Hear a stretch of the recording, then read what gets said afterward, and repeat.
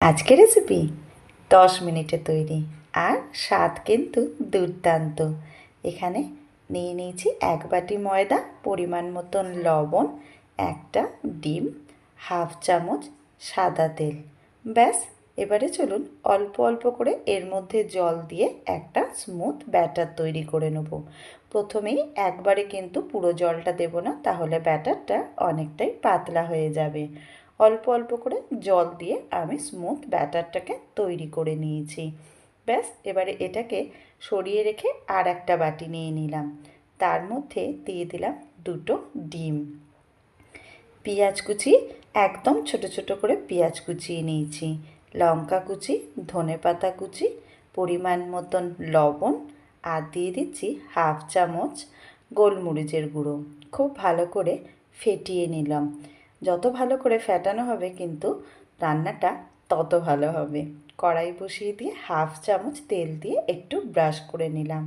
এবারে ব্যাটারটা থেকে অল্প অল্প করে নিয়ে কড়াইয়ের মধ্যে দিয়ে দেবো। এই সময় গ্যাসের ফ্লেমটাকে আমি লোতেই রেখেছি। এই রান্নাটা আপনারা গ্যাসের ফ্লেমটাকে লোতে রেখেই করবেন। খুব ভালো করে স্প্রেড করে দিয়ে গোলাকার দিয়ে দিলাম।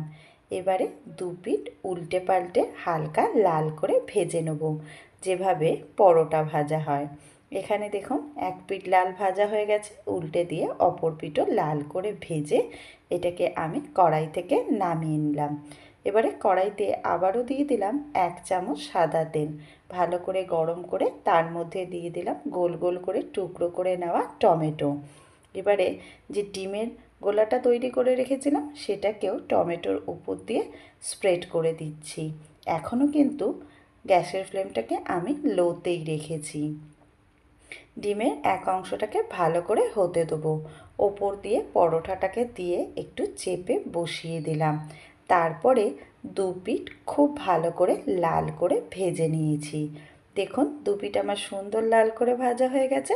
এবারে ওপর দিয়ে ছড়িয়ে দিলাম গ্রেট করে রাখা চিজটাকে দিয়ে চলুন এটাকে ফোল্ড করে দিই। দারুণ হলো না আজকে দুর্দান্ত স্বাদের রেসিপি।